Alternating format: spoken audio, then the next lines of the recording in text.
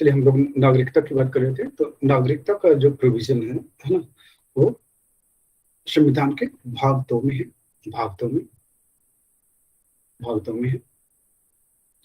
अनुच्छेद अनुच्छेद 5 से लेकर के 11 तक के, अनुच्छेद 5 से 11 में नागरिकता की चर्चा की गई है। ठीक है, नागरिकता की चर्चा की गई है। देख लीजिए, नागरिकता की चर्चा की गई है। अब देखिए, नागरिकता जो है कि आप भारत में कैसा है, एकल है या दोहरी है? एकल है। एकल नागरिकता के प्रावधान है। अमेरिका में दोहरी नागरिकता के प्रावधान है ना।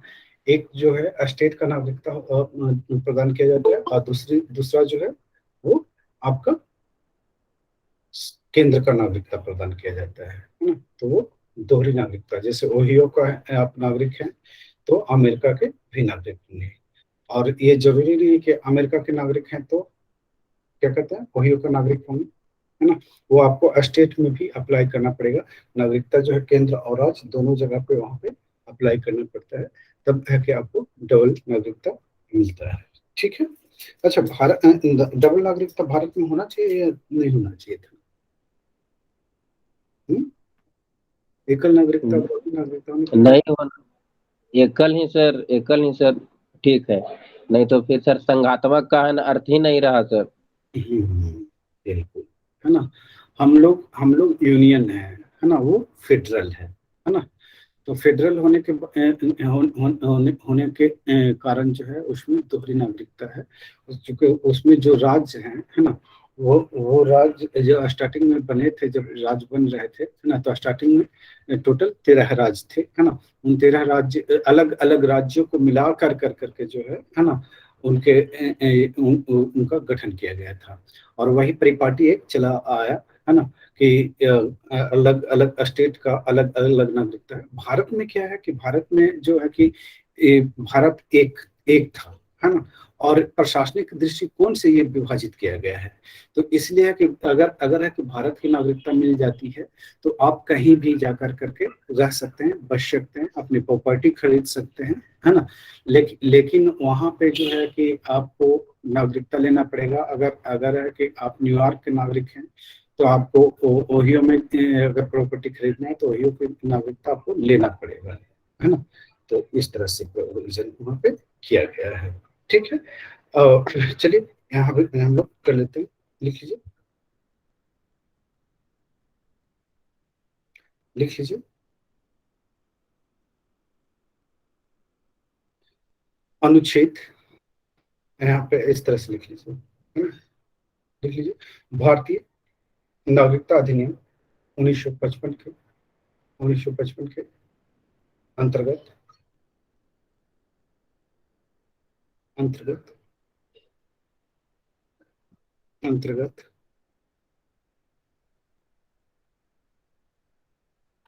अंतर्गत 1955 के अंतर्गत 1955 के अंतर्गत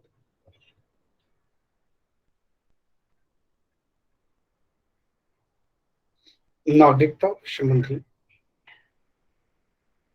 कानून बनाने का अधिकार है। कानून बनाने का अधिकार संसद को दी गई है।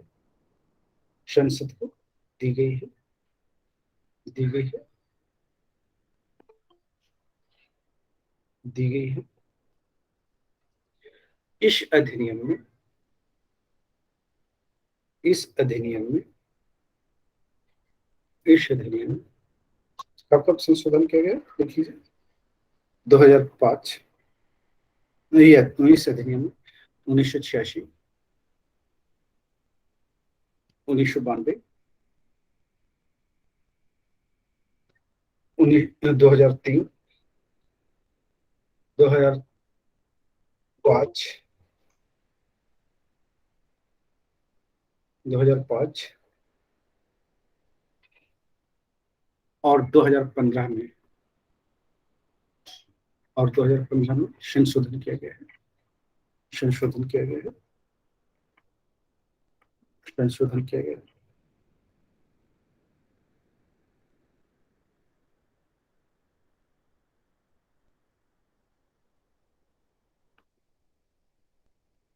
चलिए लिख लीजिए। इस अधिनियम के अनुसार, इस अधिनियम के अनुसार, इस अधिनियम के अनुसार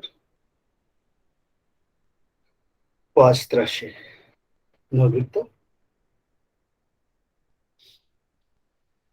प्राप्त की जा सकती है, की जा सकती है, की जा सकती है। अच्छा, ये अनुच्छेद किस अनुच्छेद के तहत है कि नागरिकता संबंधी कानून बनाने का अधिकार संसद को दिया गया? तो ये अनुच्छेद 11 था, अनुच्छेद 11 के तहत, है ना, कानून बनाने का अधिकार संसद को दिया गया है नागरिकता संबंधी। ठीक, लिख लीजिए, लिख लीजिए। पहले जन्म आधारित, जन्म आधारित नागरिकता, जन्म आधारित नागरिकता, इसमें क्या कहा गया है, लिख लीजिए। इसके तहत, इसके तहत यदि कोई व्यक्ति, यदि कोई व्यक्ति, यदि कोई व्यक्ति जिसका जन्म 26 जनवरी 1950, 26 जनवरी 1950 को या उसके पश्चात, या उसके पश्चात, या उसके पश्चात भारत में हुआ, भारत में हुआ, भारत में हुआ हो, तो वह भारत का नागरिक होगा, तो वह भारत का नागरिक होगा, तो वह भारत का नागरिक होगा। इसके लिए कुछ अपवाद है, लिख लीजिए। इस किंतु इसके 2 अपवाद हैं। पहला अपवाद को लिख लीजिए।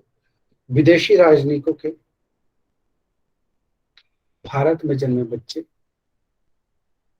बच्चे तथा शत्रु के अधीन किसी भारतीय भूभाग में, किसी भारतीय भूभाग में जन्मे, जन्मे उनके बच्चों को, उनके बच्चों को जन्म से भारतीय, जन्म से भारतीय नागरिकता प्राप्त नहीं होगा, प्राप्त नहीं होगा, नहीं होगा। बाकी सबको मिल जाएगा, नहीं? लिख लीजिए, नेक्स्ट लिख लीजिए, लिख लीजिए। 26 जनवरी 1950। Sir second point sir clear नहीं समझे हैं। जैसे सर शत्रु के अधीन किसी भारतीय भूभाग में जन्मे, तो इसका अर्थ सर क्या हुआ? अब है कुछ ऐसा भारत में जमीन? भारत का सर जमीन किसके अधीन है? नहीं समझे सर, पीओके जैसे हाँ ये सब सर, है सर अभी ना ये पीओके, हाँ सर, पीओके है पीओके क्या? सर अति चाइना वाला सर। तो पीओके वाला है और ये चाइना वाला है, तो उसको क्या नागरिकता दे रहे हैं आप? तो इसमें ना, पीओके में सर जिसका जन्म हुआ होगा वो क्या माना जाएगा? इंडियन नहीं होगा वो? इंडियन क्यों होगा? तो जब वो शत्रु देश के लोग वहां पे कब्जा जमाए हुए हैं, तो आप उसको भी दे देंगे, पाकिस्तानियों को भी? तो सर मैप में जैसे अपना हिस्सा मानता है ना कि ये पीओके है, तो हाँ, इंडिया तो मैपिंग में करता है। कब्जा हो जाएगा तो हमारा हो जाएगा। ओके सर, क्लियर हो गया। हाँ, कब्जा हो जाएगा तो हमारा हो जाएगा। अभी तो वो कब्जा में है ना, तो अभी हम क्या कर रहे हैं, पाक अधिकृत कश्मीर कह रहे हैं ना, कि नहीं कह रहे हैं? जी सर। वो पाक अधिकृत कश्मीर के नागरिक हैं, हम ये थोड़ी करें कि भारत का नागरिक है। अभी सुना है ऐसे कहते हुए? जमीन हमारा है, वहाँ के लोग हमारे थोड़े हैं, वहाँ के लोग आके बसे हैं। अब वो आके बसे हैं, कब्जा किए हुए हैं, तो उस पर हमारा कोई राइट थोड़े है। हम उसको फैसिलिटी दे रहे हैं? नहीं दे रहे हैं ना। वहाँ चुनाव करवा रहे हैं? No sir. नहीं करवा रहे हैं। गवर्नमेंट की पॉलिसियां वहाँ दे रहे हैं? नहीं दे रहे हैं। उसको भारत में अबाध गति से घूमने का हक है? नहीं है। रहता तो आओ मार, कहाँ बम फोड़ता, कहाँ गोली चला देता, गारंटी है सर? चलिए आगे चलिए, लिख लीजिए। 26 जनवरी 1950 के पश्चात भारत में जन्म के आधार पर नागरिकता संबंधी, वही वाली बात कर रहा हूं, संबंधी इस प्रावधान का विदेशी घुसपैठियों द्वारा बड़े पैमाने पर दुरुपयोग किया गया। दुरुपयोग किया गया। हम लोग 60 का जंग देखे, 65 का जंग देखे, 71 का जंग देखे, है ना। परिणाम स्वरूप 1896 में 1896 में 1896 में नागरिकता संबंधी इस प्रावधान को और कठोर बनाने के लिए नागरिकता अधिनियम, नागरिकता संशोधन अधिनियम 1986 लाया गया।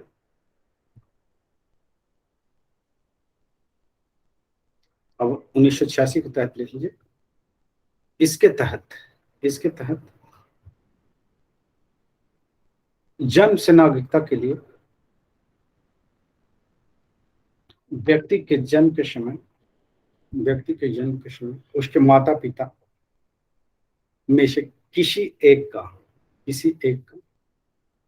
भारत का नागरिक होना अनिवार्य कर दिया गया है। भारत का नागरिक होना अनिवार्य कर दिया गया है ना? भारत का नागरिक होना अनिवार्य कर दिया गया है। तो आगे चलते हैं, आगे बढ़ते हैं, नेक्स्ट पॉइंट पे चलते हैं। वंश परंपरा के आधार पर नागरिकता लिख लीजिए। लिख लीजिए। भारत के बाहर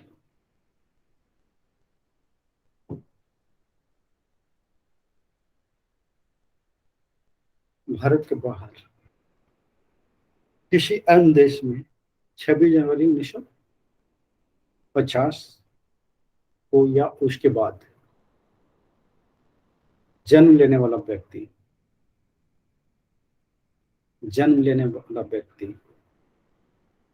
भारत का नागरिक हो सकता है। भारत का नागरिक हो सकता है। इसके लिए क्या क्या प्रोविजन है? भारत का नागरिक हो सकता है यदि पहला लिख लीजिए, यदि उसके जन्म के समय उसके माता या पिता में से कोई भी एक भारत का नागरिक हो, भारत का नागरिक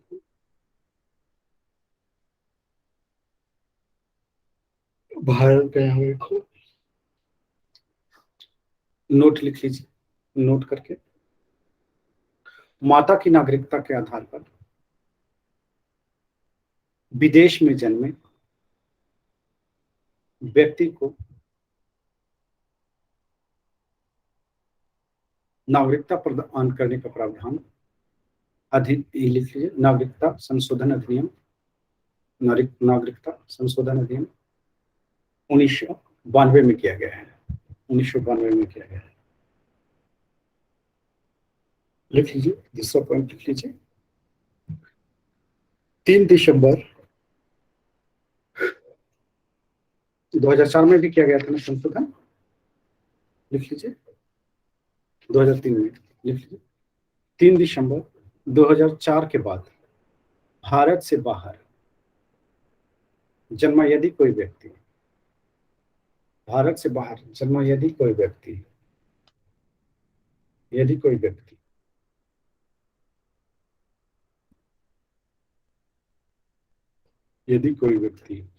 वंश के आधार पर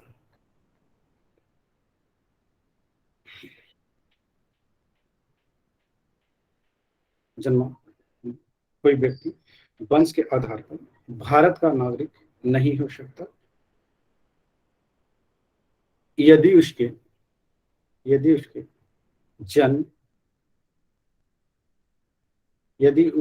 जन्म के 1 वर्ष के भीतर भारतीय वाणिज्यिक दूतावास में उसके जन्म का पंजीकरण न करा लिया हो। 2003 में जो संशोधन किया गया उसमें ये कहा गया कि वंश के आधार पर जो है कि नागरिकता तभी मिलेगी जब है कि कोई व्यक्ति जो है जन्म लेता है बाहर में, है ना, और उसका वो इंफॉर्मेशन है कि भारतीय दूतावास में अगर नहीं दिया जाता है 1 साल के अंदर तो उसको भारतीय नागरिकता की प्राप्ति नहीं होगी, है ना। इसलिए क्या करना है कि भारतीय नागरिकता को हासिल करने के लिए दूतावास में, वाणिज्यिक दूतावास जो होते हैं उसमें जाकर के बताना होगा, है ना, कि पुत्र जन्म लिया है या पुत्री जन्म लिया है ना। नेक्स्ट लिख लीजिए, पंजीकरण बाय रजिस्ट्रेशन। पंजीकरण नागरिकता लिख लीजिए। इसके तहत लिखिए पंजीकरण द्वारा नागरिकता के निम्नलिखित प्रावधान किए गए हैं। क्या क्या लिख लीजिए।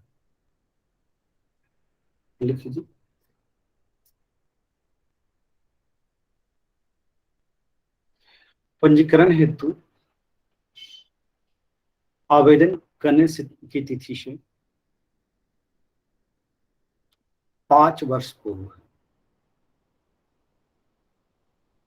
भारत में निवास करने वाला व्यक्ति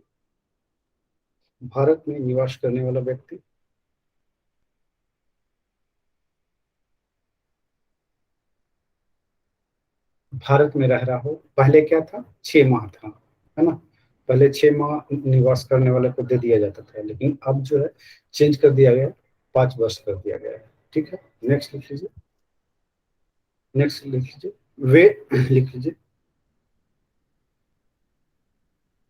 ऐसे व्यक्ति जिसका जन्म भारत में हुआ हो किंतु भारत से बाहर किसी अन्य देश में निवास कर रहा हो।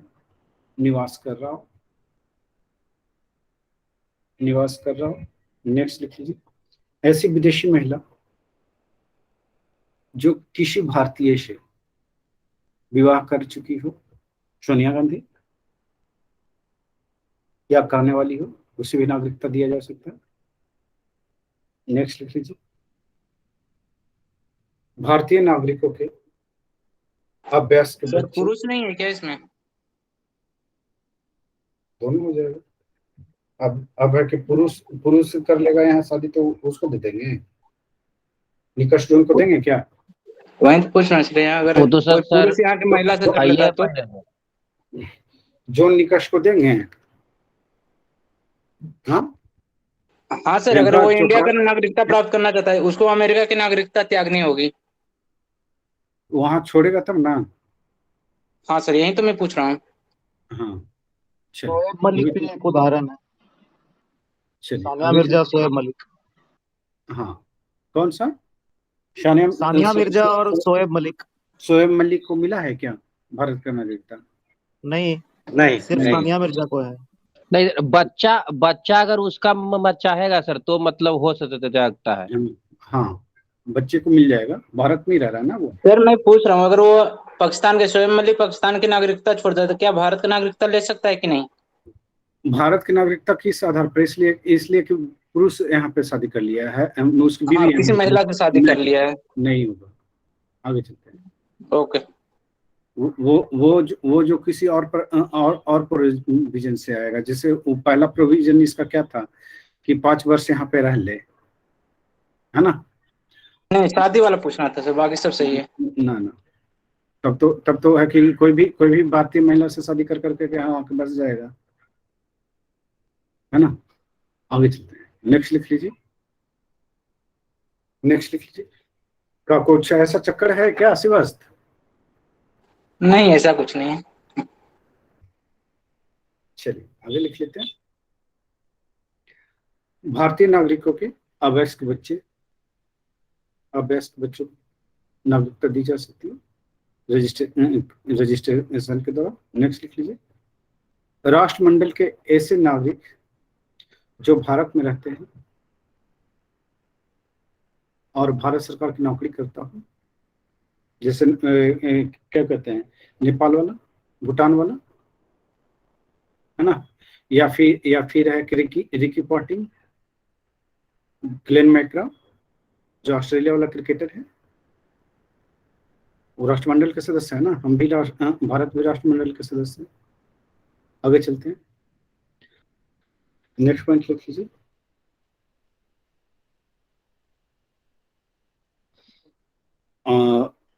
देशीयकरण द्वारा,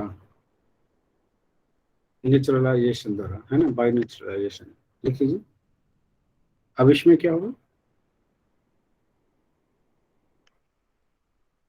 अभी जो किसी ने बोला कि वो अपना नागरिकता छोड़ के आए तब, है ना, नागरिकता मिल सकता है। लिख लीजिए, लिख लीजिए इसको, लिख लीजिए। भारत सरकार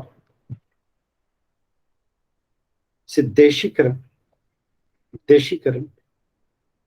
का प्रमाण पत्र कर भारत की नागरिकता प्राप्त की जा सकती है, प्राप्त की जा सकती है। इसके लिए क्या प्रोविजन है? लिख लीजिए। यदि कोई विदेशी व्यक्ति जो जो वयस्क है तथा अपने देश की नागरिकता का परित्याग करके भारत सरकार को इसकी सूचना भारत सरकार को इसकी सूचना दे दिया हो और भारत में रह रहा हो तथा इसके साथ ही साथ 1 वर्ष से पूर्व कुल मिलाकर कम से कम 7 वर्ष भारत में रह चुका हो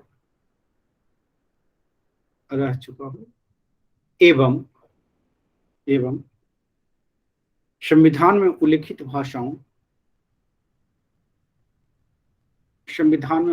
भाषाओं में से किसी एक का अच्छा ज्ञान प्राप्त कर लिया हो तो उसे देशीकरण के तहत नागरिकता प्रदान की जाएगी।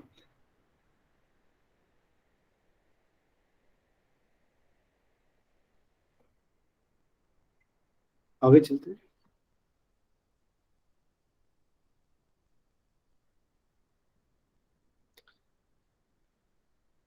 भूमि अर्जन द्वारा, जैसे हम लोग लाहौर पर कब्जा कर ले, है ना, लाहौर वासियों को भी दे देंगे नागरिकता? नहीं, लिख लीजिए। भूमि अर्जन द्वारा लिख लीजिए। यदि किसी नए भूभाग को भारत में शामिल किया जाता है तो उस क्षेत्र में निवास करने वाले व्यक्ति को स्वतः भारत की नागरिकता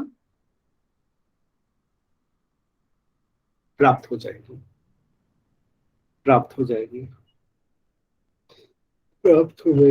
नेक्स्ट लिख लीजिए। प्राप्त हो जाएगी।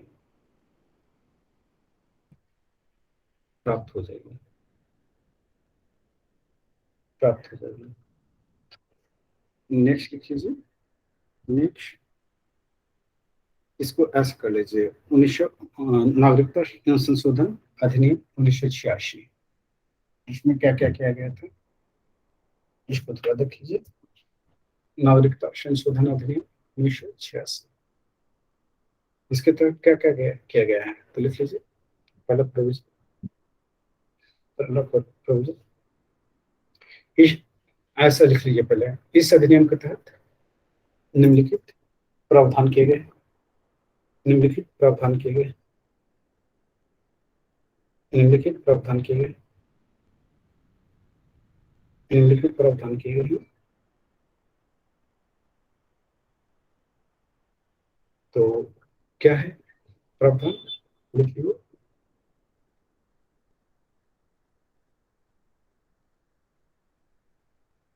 भारत में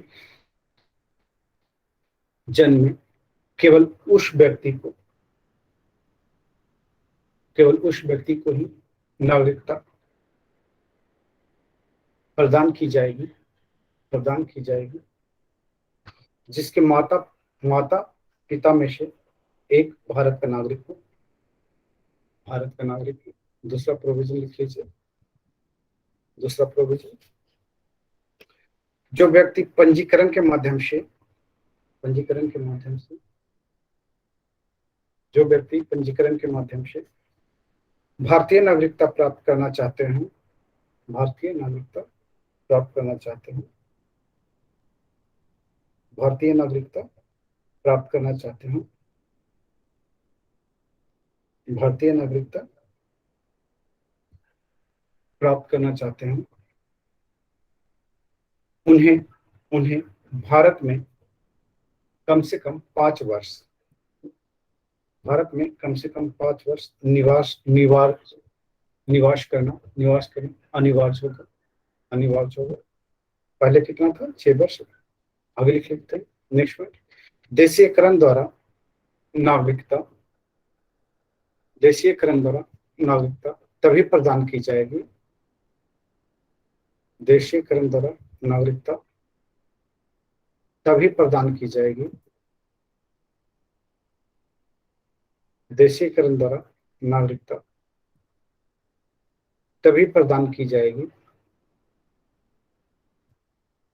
देशीयकरण द्वारा नागरिकता तभी प्रदान की जाएगी जबकि संबंधित व्यक्ति, जबकि संबंधित व्यक्ति, जबकि संबंधित व्यक्ति कम से कम 10 वर्षों तक, 10 वर्षों तक भारत में रह चुका हो, रह चुका हो। पहले लिख लीजिए, नोट करके, नोट, पहले यह अवधि, पहले यह अवधि, पहले यह अवधि 5 वर्ष की थी, पहले यह अवधि 5 वर्ष की थी, पहले यह अवधि 5 वर्ष की थी, पहले यह अवधि 5 वर्ष की थी। चलिए आगे चलते हैं, आगे चलते हैं। नेक्स्ट लिख लीजिए, भारत की नागरिकता, ये भारत की नागरिकता का अंत, 1 मिनट,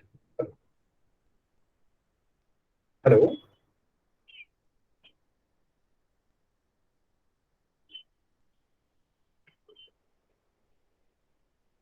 नहीं नहीं नहीं, केवल बिहार की लड़कियों का रहता है।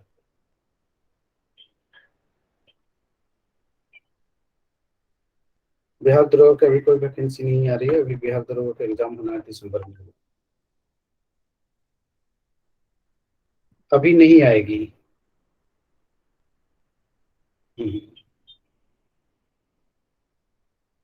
पता नहीं सब लोग है कि मेरे को इन्फॉर्मर समझ रखा है। हाँ आगे क्या बात कर रहे थे,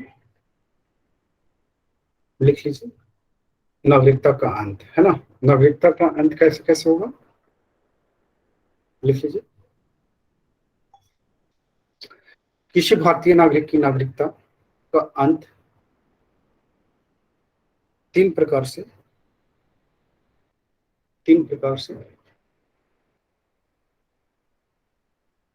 समाप्त हो सकता है, समाप्त हो सकता है। लिख लीजिए, लिख लीजिए पहले इसमें, किसी अन्य देश की, यदि व्यक्ति किसी अन्य देश की नागरिकता ग्रहण कर लिया हो, ग्रहण कर लिया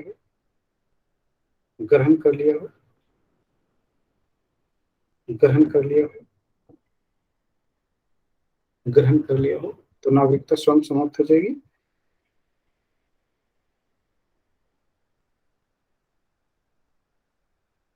नेक्स्ट लिख लीजिए, नागरिकता का परित्याग करने पर। नेक्स्ट लिख लीजिए, भारत सरकार द्वारा नागरिकता से वंचित कर दिए जाने पर नागरिकता समाप्त हो जाएगी।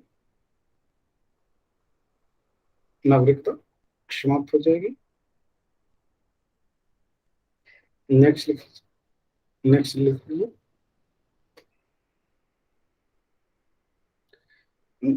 लीजिए, भारत सरकार निम्न में से किसी भी आधार पर किसी व्यक्ति को भारतीय नागरिकता से वंचित कर सकती है। इसमें लिख लीजिए, यदि संविधान के प्रति अनिष्ठा दिखाती हो तो भारत सरकार उसके नागरिकता क्या करेगी, डब्बा गोल कर देगी।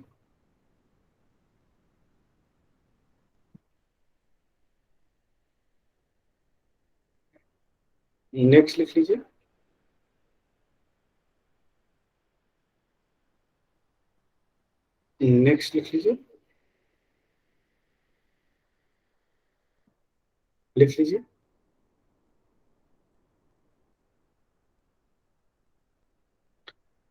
युद्ध काल में शत्रु को सहायता करने पर नागरिकता चली जाएगी।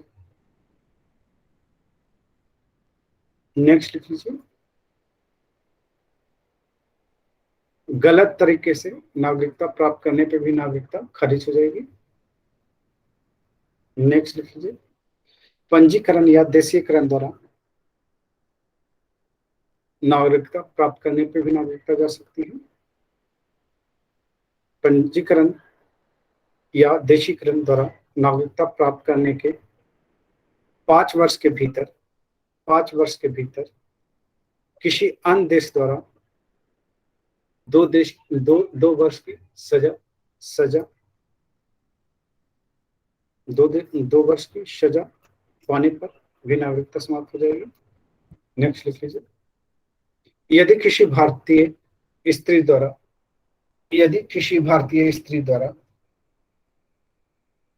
विदेशी पुरुष से विवाह कर लिया जाता है तब भी नागरिकता समाप्त हो जाएगी। नेक्स्ट लिख लीजिए, नेक्स्ट पॉइंट लिख लीजिए, लगातार 7 वर्ष भारत से बाहर रहने पर नागरिकता समाप्त हो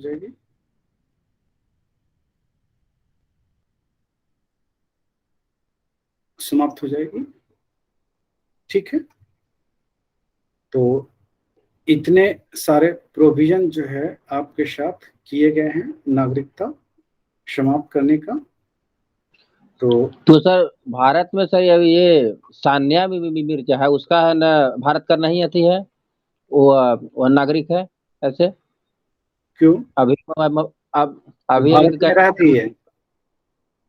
अभी कहे सर कि कोई अगर भारतीय महिला बाहर में जाकर शादी करती है तो वहीं पे बस जाती है। वो अच्छा बस जाती है। हाँ, तभी उसका नागरिकता समाप्त होगा ना। बड़ा जल्दी सानिया मिर्जा के खिलाफ आप खड़ा हो गए, क्या बात है? नहीं हमको क्या लगा सर कि वह ना भारत में अभी खेल रही है तो फिर भारत के नागरिक नहीं है तो है ना, उस ये समय कैसे रही? विवाद हुआ था, लोग हल्ला मचाने लगे थे।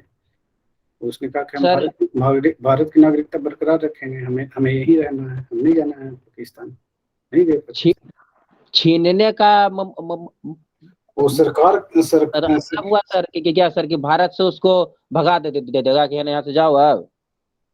अब उस तरह से गतिविधि करेगी ये तो भगाएगा ना, ये तो गवर्नमेंट पे डिपेंड करता है।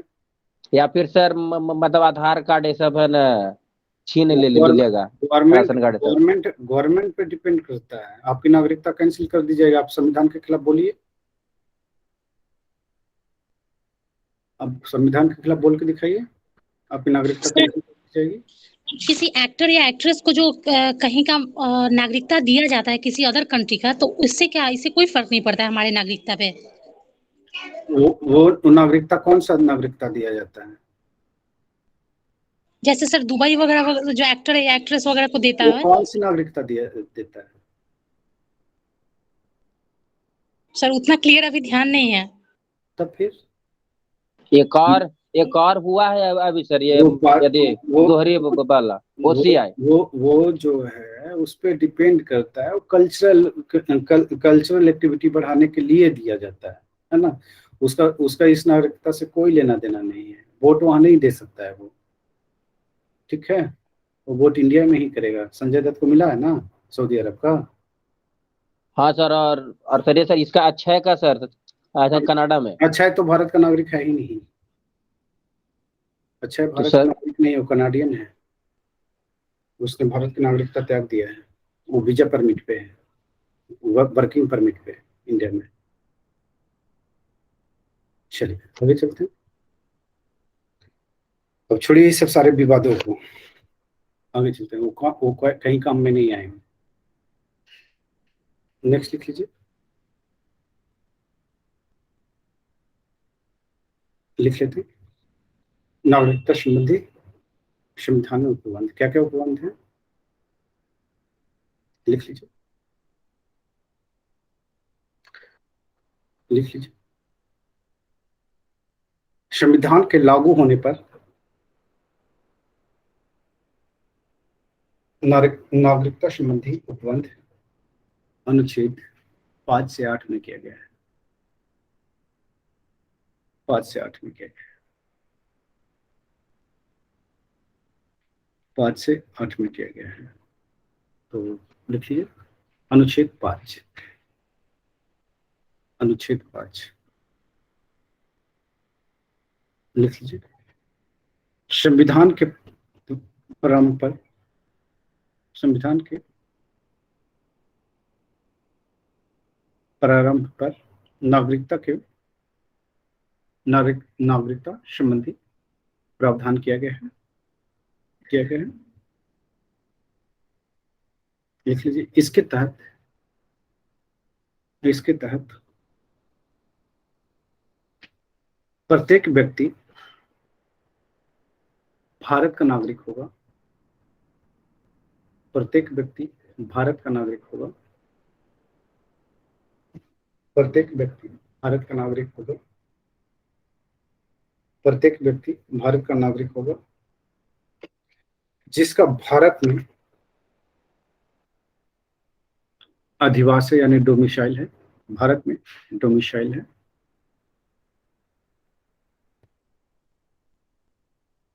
और उसका या उसके माता पिता में से किसी का भारत में जन्म हुआ हो, किसी के भारत में जन्म हुआ हो, अथवा कम से कम 5 वर्ष भारत में निवास कर चुका हो, भारत में निवास कर चुका हो, है ना। नेक्स्ट लिख लीजिए अनुच्छेद 6, अनुच्छेद 6 लिख लीजिए, अनुच्छेद 6 लिख लीजिए, लिख लीजिए। इसके अंतर्गत पाकिस्तान से भारत आने वाले नागरिकों को भारत आने वाले नागरिकों को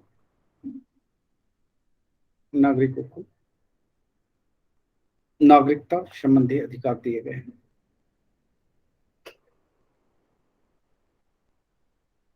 नागरिकता संबंधी अधिकार दिए गए हैं। इसके अंतर्गत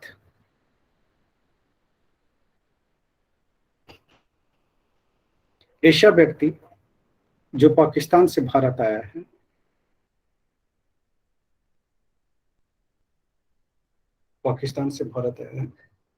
भारतीय नागरिक समझा जाएगा। भारतीय नागरिक समझा जाएगा यदि भारतीय नागरिक समझा जाएगा फर्स्ट यदि उसका माता पिता या पितामह पितामही दादा दादी है ना, या मातामही नाना नानी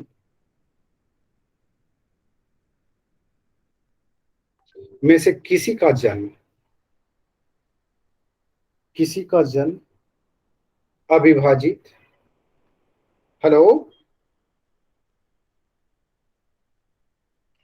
जी हाँ अविभाजित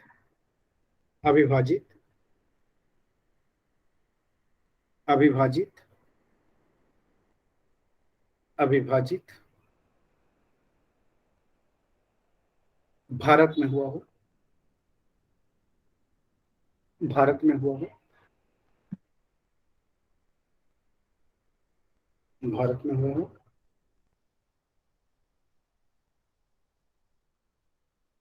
नेक्स्ट लिखिए। नेक्स्ट पॉइंट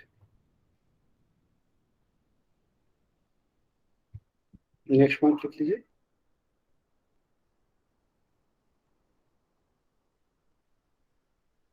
नेक्स्ट पॉइंट लिख लीजिए।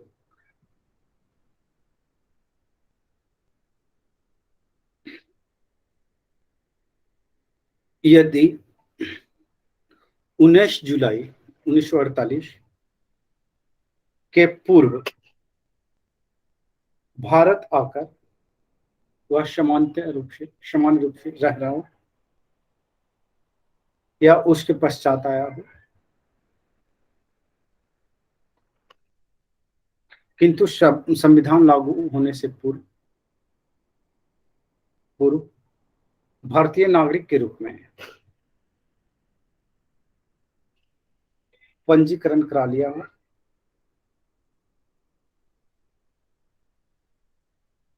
तो उसे नागरिकता मिल जाएगी। आगे चलते हैं। अनुच्छेद 7 सर ये 19 जुलाई 1948 है, ये क्या कोई विशेष था या कुछ ऐसे ही रखा गया? संविधान लागू होने से पहले ये सब पढ़े हैं तब भी, संविधान पढ़े हैं तब भी है कि आपको याद नहीं? 19 जुलाई ही क्यों, ये पूछ रहा हूँ। प्रोविजन है उसका। चलिए नेक्स्ट लिख लेते हैं। साथ में इसमें लिख लीजिए। अब देखिए कोई व्यक्ति जो है कि प्रवर्जन कर जाता है ना। जब भारत डिवाइडेड हुआ था तो यहाँ से बहुत लोग है कि 1950 तक पलायन किए हैं, 52 तक पलायन किए हैं, है ना। तो जो जैसा पलायन किया है उसके हिसाब से यहाँ पे प्रोविजन किया गया। तो लिख लीजिए अनुच्छेद 7। इसके अंतर्गत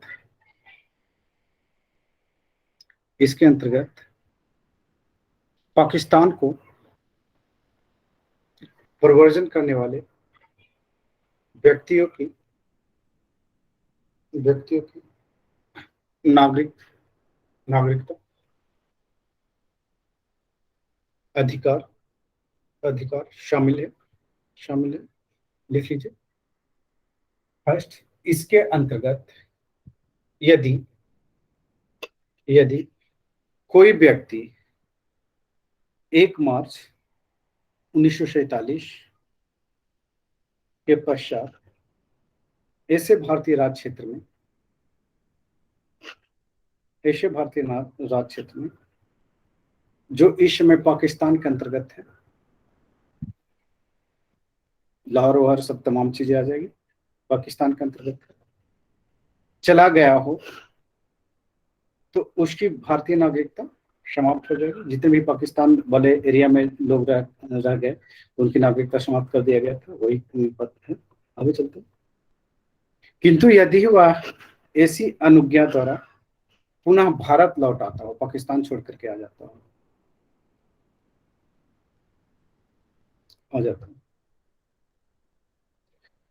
जो उसे पुनर्वास या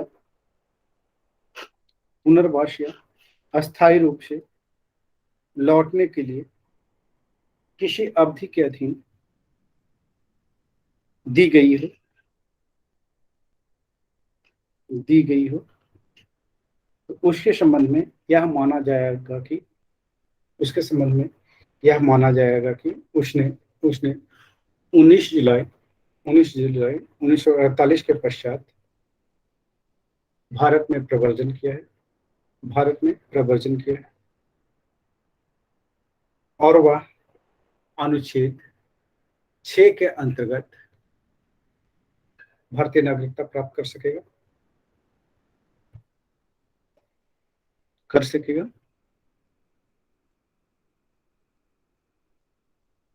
नेक्स्ट लिख लीजिए, अनुच्छेद 8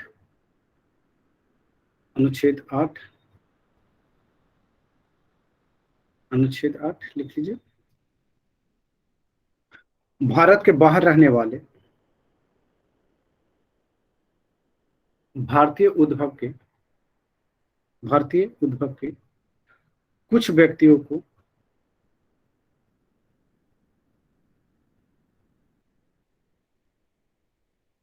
नागरिकता के संबंध में प्रावधान किया गया है। लिख लीजिए, इसके अंतर्गत यदि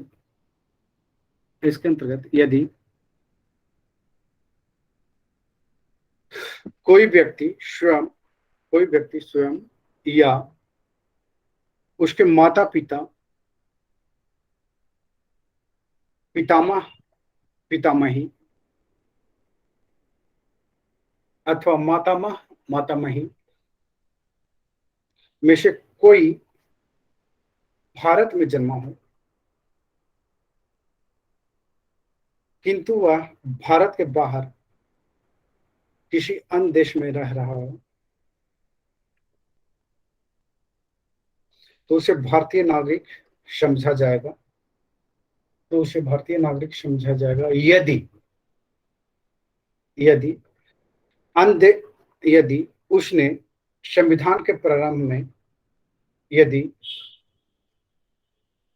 संविधान के प्रारंभ के पूर्व या पश्चात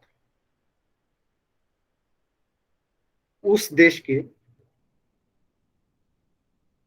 भारतीय राजनयिक को नागरिकता हेतु आवेदन किया हो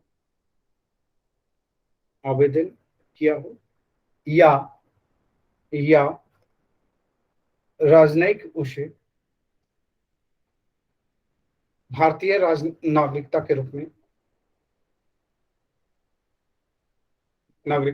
में राष्ट्रीयकृत कर लिया हो। नेक्स्ट चलते हैं, आर्टिकल 9।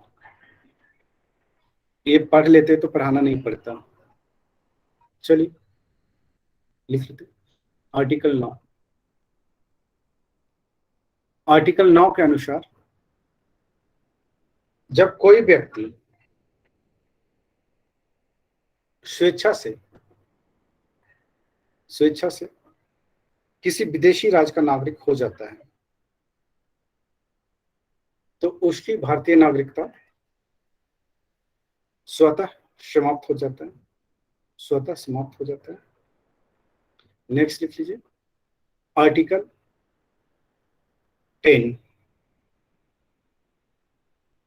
10। इसके अनुसार किसी व्यक्ति की नागरिकता विधि के उपबंधों के अधीन सिर्फ संसदीय विधि द्वारा ही ली जा सकेगी, अन्य प्रकार से नहीं। नेक्स्ट लिख लीजिए अनुच्छेद 11। इसके अंतर्गत संसद को नागरिकता के संबंध में विधि बनाने की शक्ति प्रदान की गई है। नेक्स्ट लिख लीजिए। अब ये आपके समाप्त होते हैं, है ना। अब दोहरी नागरिकता का प्रावधान क्या है भारत में? है नहीं है? है ना? हाँ सर, ये नया जोड़ा है सर, OCI जिसका नाम है। लिख लीजिए ओवरसीज लिख लेंगे आप लोग, लिखना पड़ेगा overseas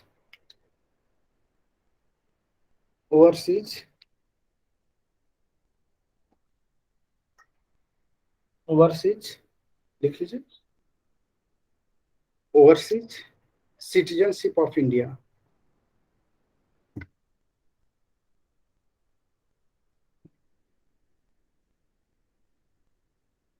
citizenship of India, OCI, है ना। लिख लीजिए दोहरी नागरिकता। ये जो है कब प्रदान किया? 2003 में, दिसंबर 2003 में। किसकी सिफारिश पर? सिंघवी समिति, लक्ष्मीमल सिंघवी समिति के सिफारिश पर नागरिकता संशोधन विधेयक 2003 द्वारा, है ना, 2003 द्वारा, है ना। चलिए लिख लीजिए। इसके द्वारा, इस संशोधन के द्वारा विदेशों में बसे भारतीय मूल के लोगों को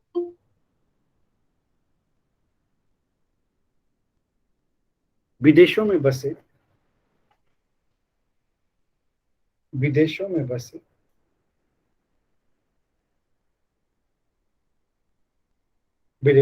भारतीय मूल के लोगों को सीमित रूप से भारतीय नागरिकता प्रदान करने का अधिकार है, प्रदान करने का प्रावधान किया गया है। इसे क्या कहते हैं? ओवरसीज सिटीजनशिप ऑफ इंडिया कहा गया है। जिसे समान तौर पर दोहरी नागरिकता कहा जाता है। इसके अंतर्गत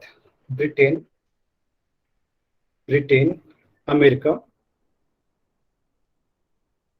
स्विट्जरलैंड, नीदरलैंड सहित 16 देश है। उसमें ऑस्ट्रेलिया, स्विट्जरलैंड, पुर्तगाल, France,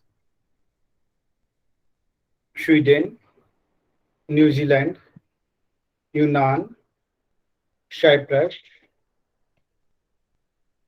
Italy, Finland, Ireland, Netherland, Britain तथा यूएसए में बसे प्रवासी भारतीयों को ओवरसीज नागरिकता प्रदान करने का प्रावधान किया गया है। इसमें है क्या कि बिना पासपोर्ट के आइए जाइए, है ना, लेकिन वोट नहीं दीजिएगा खाली, है ना। चलिए लिख लीजिए। इसके तहत इन देशों के भारतीय मूल के निवासियों को बिना पासपोर्ट के भारत में आने जाने बिना पासपोर्ट के भारत में आने जाने की स्वतंत्रता होगी,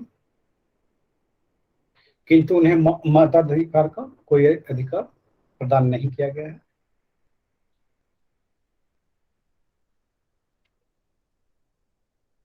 और न ही उन्हें अनुच्छेद 16 के द्वारा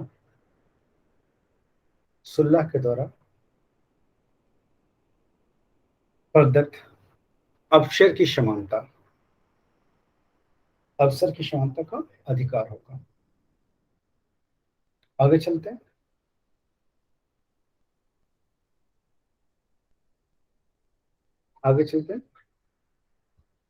नेक्स्ट लिख लीजिए।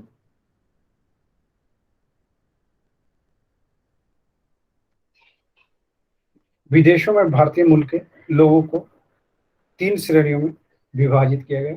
विदेशों में बसे भारतीय मूल के लोगों को 3 श्रेणियों में विभाजित किया गया। कौन कौन वो श्रेणी है, लिख लीजिए।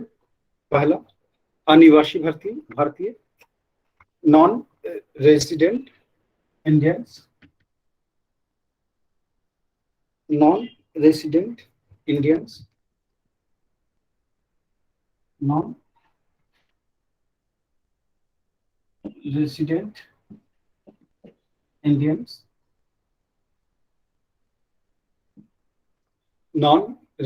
इंडियंस, इसको एनआरआई बोलते हैं।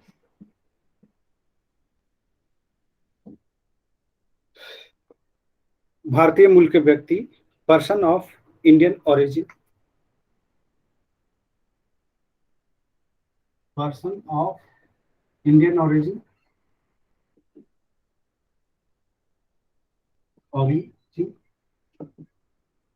इसको पीआईओ बोलते हैं, पीआईओ। और तीसरा जो दिया गया है वो लिख लीजिए। ये भारतीय मूल के व्यक्ति। तीसरा लिख लीजिए। तीसरा, भारत के सीमा पारीय नागरिक, इसको क्या कहते हैं, overseas citizen of India, OCI, overseas citizenship of India, overseas citizen of India अभी लिखा था इसको, है ना। देखिए एनआरआई कौन है, लिख लीजिए। एनआरआई वैसा व्यक्ति जो नौकरी अथवा व्यवसाय हेतु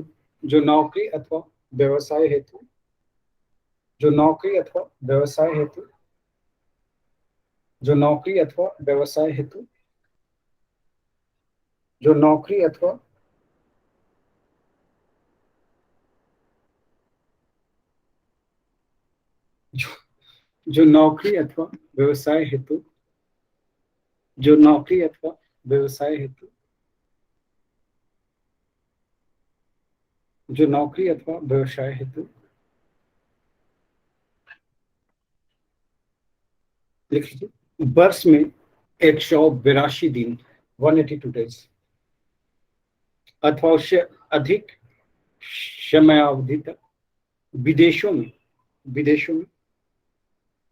रहते हैं तथा भारतीय पासपोर्ट धारण करते हैं तथा भारतीय पासपोर्ट धारण करते हैं तथा भारतीय पासपोर्ट धारण करते हैं तथा भारतीय पासपोर्ट धारण करते हैं भारतीय पासपोर्ट धारण करते हैं तथा भारतीय पासपोर्ट धारण करते हैं धारण करते हैं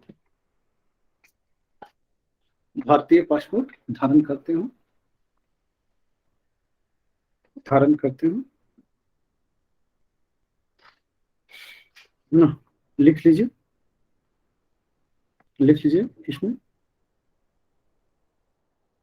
इन नागरिकों द्वारा,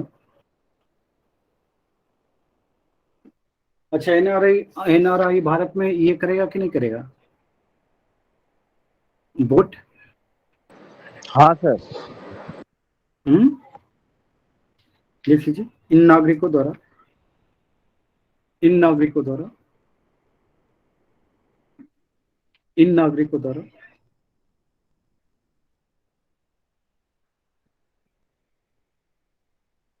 इन नागरिकों द्वारा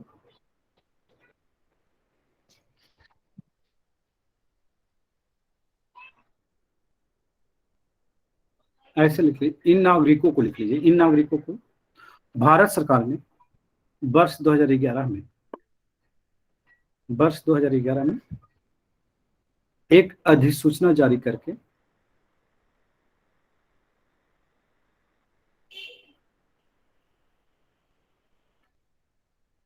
अनिवासी भारतीयों को भारत में मतदाता के रूप में पंजीकरण कराने की सुविधा प्रदान की है। लिख लीजिए नेक्स्ट पॉइंट, फॉर्म 6A के माध्यम से विदेशों में रहने वाले सक्षम मतदाता विदेशों में रहने वाले सक्षम मतदाता विदेशों में रहने वाले सक्षम मतदाता आवाज आ रही है? सक्षम मतदाता मतदाता सूची में अपना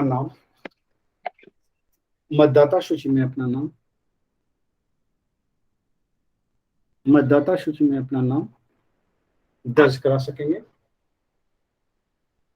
नेक्स्ट लिख लीजिए PIO, यानी कि भारतीय मूल के व्यक्ति, जिसको PIO बोलते हैं। PIO लिख लीजिए, पर्सन ऑफ इंडिया ओरिजिन, जिसको PIO बोलते हैं, लिख लीजिए। इसके अंतर्गत वैसे व्यक्ति जो स्वयं अथवा उनके पूर्वज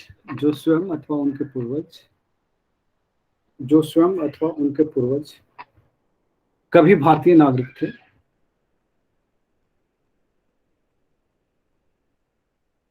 किंतु वर्तमान में किसी अन्य देश का नागरिक बन गए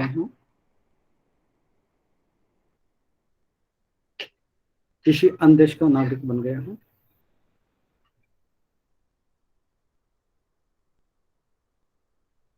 अथवा ऐसे लिख लीजिए, ऐसे व्यक्ति जिनके पास कभी भारत का पासपोर्ट रहा हो।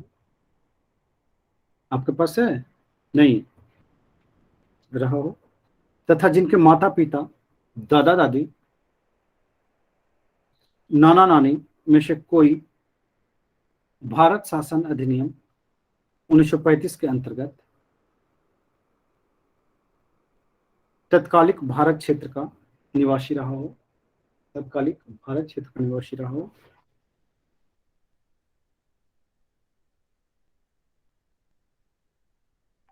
जो बाद में रहा हो, अथवा किसी ऐसे क्षेत्र का निवासी जो बाद में भारत का हिस्सा बन गया हो, भारत का हिस्सा बन गया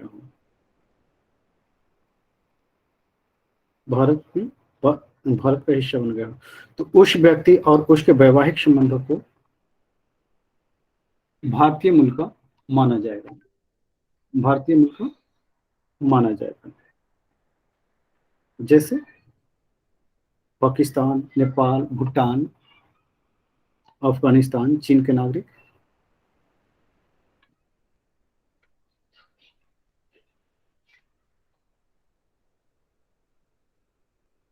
अच्छा, ये अगर इन लोग अगर कभी भारत में रहा हो तो इसको क्या भारतीय मूल का माना जाएगा? इसको नहीं माना जाएगा PIO, ठीक है, इनको नहीं दिया गया PIO का दर्जा। लिख लीजिए PIO कार्ड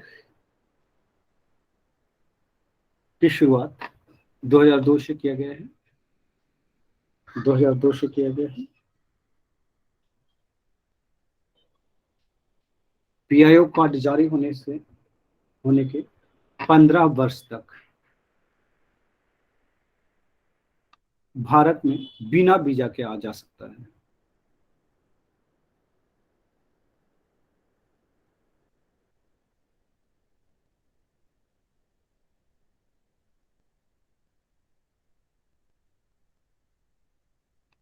लिख लीजिए, इस पीआईओ कार्ड धारक को एनआरआई के समान आर्थिक, वित्तीय, शैक्षणिक सुविधाएं दी गई है, शैक्षणिक सुविधाएं दी गई है, किंतु इसे मतदान करने का अधिकार नहीं दिया गया है ना।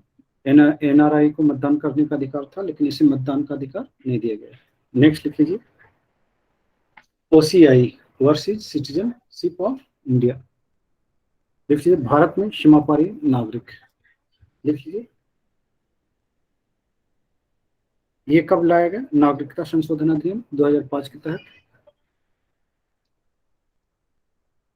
2005 के तहत लिख लीजिए, 2005 के तहत लिख लीजिए। इसके तहत सभी देशों में रह रहे भारतीय, सभी देशों में रह रहे भारतीय, सभी देशों में रह रहे भारतीय, सभी देशों में रह रहे भारतीय मूल के व्यक्तियों को ओसीआई कहा गया, ओसीआई कहा गया, तथा उन्हें विदेशी भारतीय नागरिकता, विदेशी भारतीय नागरिकता प्राप्त करने का अधिकार दिया गया है।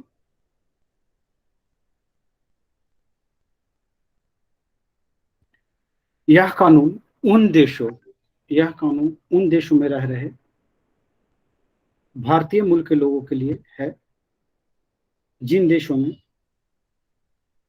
स्थानीय कानून के अनुसार दोहरी नागरिकता प्रदान करने की व्यवस्था है। दोहरी नागरिकता प्रदान करने की व्यवस्था है। अक्षय कुमार इसी में है।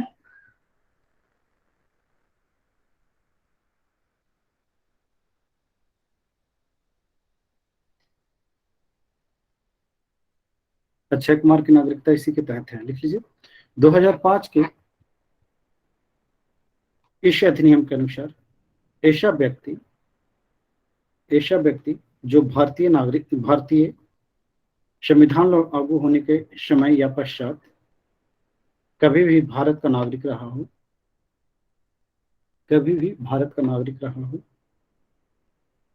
या नागरिक बनने की योग्यता रखता हो, लेकिन वर्तमान में वह दूसरे देशों का नागरिक है,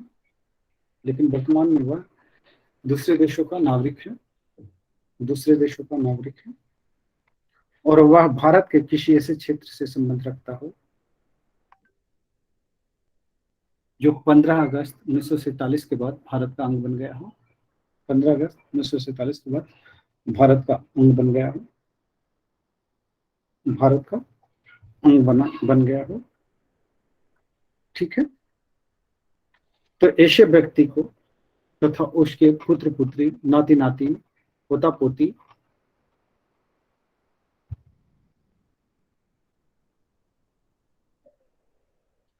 को भी ओसीआई कार्ड दी जाएगी। अब देखिए, इसमें वैवाहिक संबंध वालों को ओसीआई कार्ड नहीं दिए जाते हैं। लिख लीजिएगा नोट करके।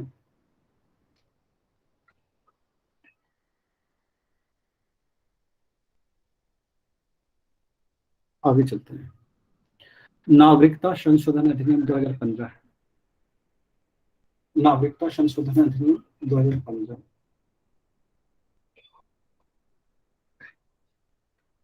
लिख लीजिए।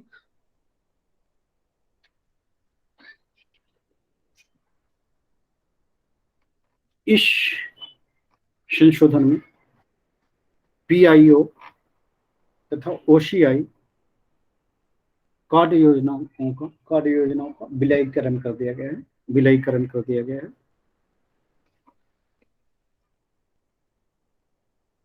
इसके द्वारा पीआईओ कार्ड पीआईओ कार्ड योजना समाप्त कर दी गई।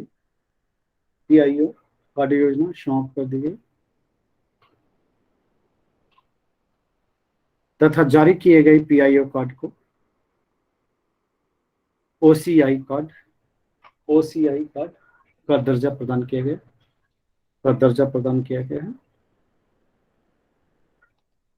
दर्जा प्रदान किया गया है।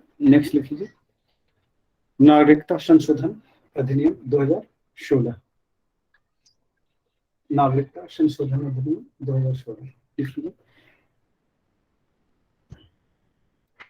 इसके अंतर्गत उन हिंदू, बौद्ध, सिख, जैन, पारसी, ईसाई नागरिक को प्रकृतिकरण द्वारा नेचुरलाइजेशन द्वारा भारतीय नागरिकता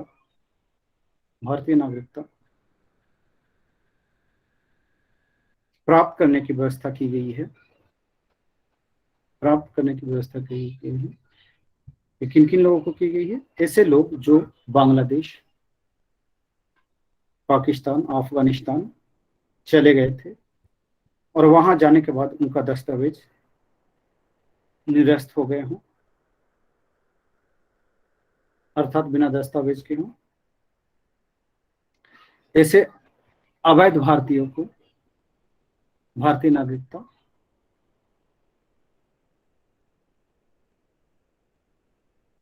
प्रदान करने के लिए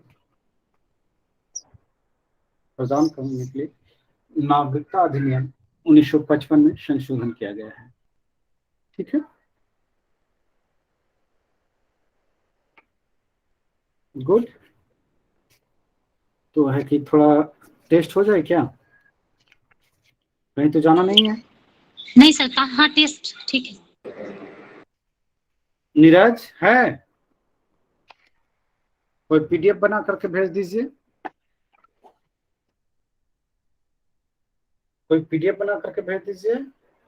कौन बनाएगा